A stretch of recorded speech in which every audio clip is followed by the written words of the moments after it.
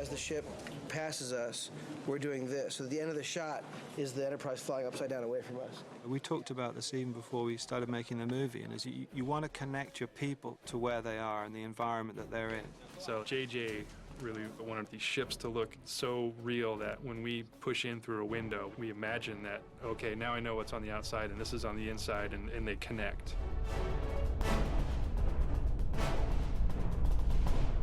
And the Long Beach power plant actually dictated the fact that we needed to get in the Budweiser location, because JJ was so excited about the scale and the size and the scope for the Kelvin. Beer. Which meant for the Enterprise, we needed to find a clean, spanking new version of the same thing of enormous scale to shoot in.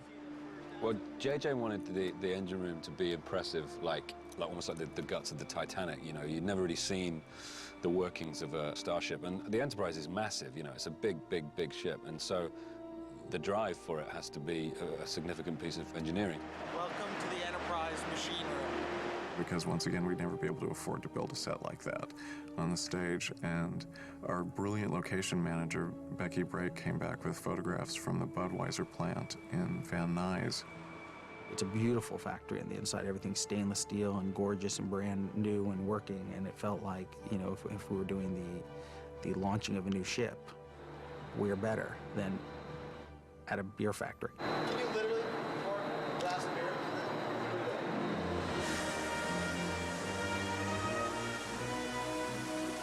The whole Budweiser plant was the interior of the Enterprise. We had the weapons bay.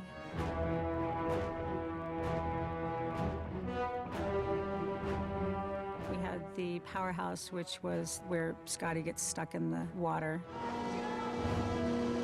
Mr. Scott!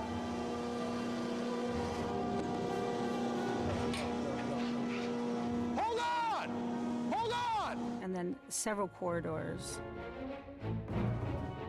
And we had the amazing room where the huge vats of beer are stored, which looks fantastic.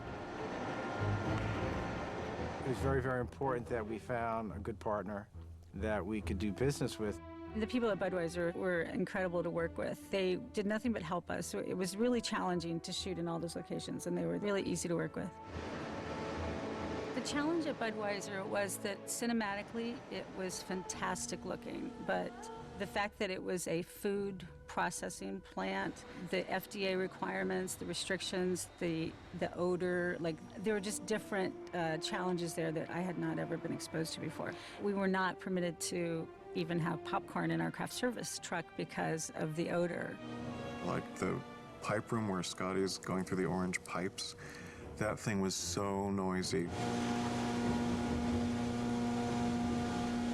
was the loudest place you could ever imagine. We had to get helicopter headsets just to talk to each other.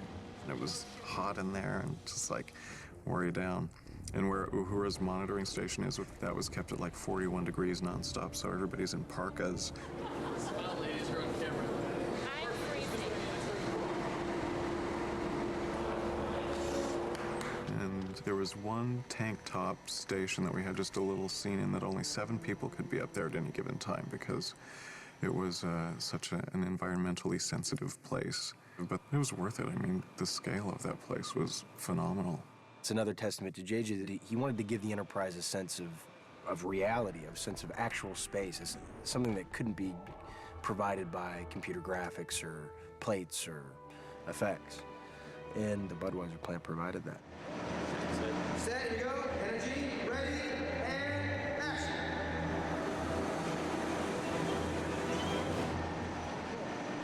And cut, beautiful.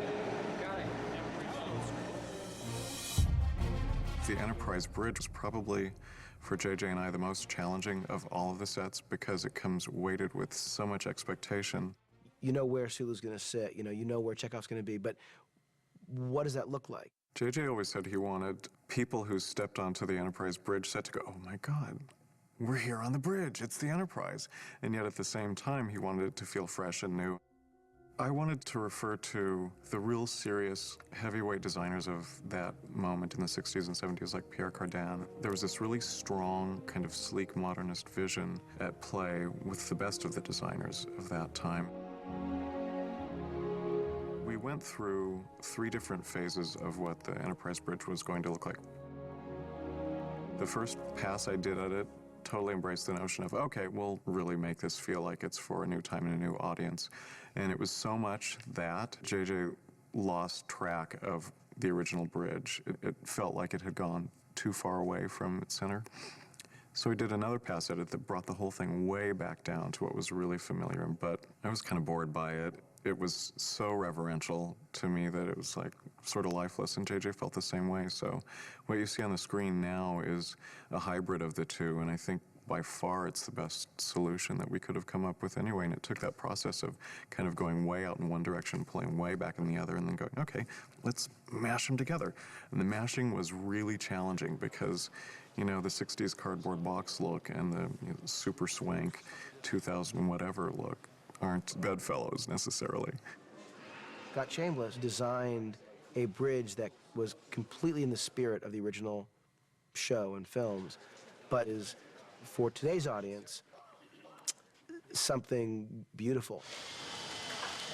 It was literally in the same stage that the Enterprise is, on Paramount, that the Enterprise has been for the last however many years. The very first day I met Chris Pine, we went and had a look at the construction of the Enterprise.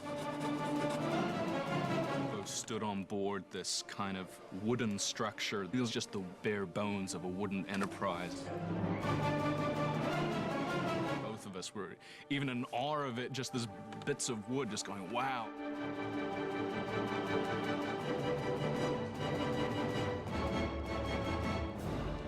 Obviously, this is a set that I'd seen every iteration of design and under construction and the models and everything. But that first day walking onto the bridge and seeing all the lights on, it actually had a feeling of, you know, being somewhere special, even though, you know, it's just a movie, just a set, but it felt like, oh wow, this is real, we're actually doing this. It was epic. It was truly, truly epic. You look around and you're like, I am now on the Enterprise.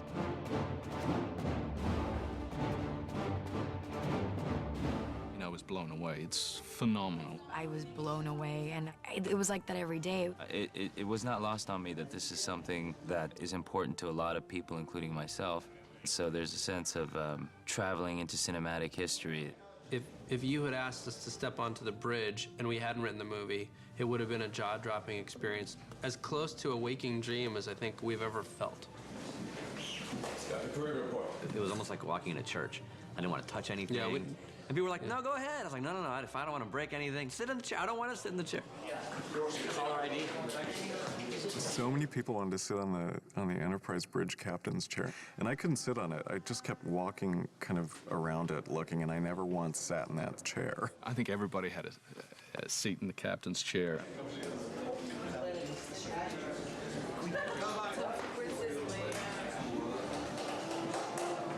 At the end, finally I did, but I waited till, I didn't want to jinx it. I was one of the last to sit in the chair. Did you ever sit in the chair? I didn't sit in the chair. I couldn't sit in the chair. What's great about Mr. Shatner is that he is a classically trained actor. He's got wonderful posture. There's kind of a way that he moves that is almost balletic.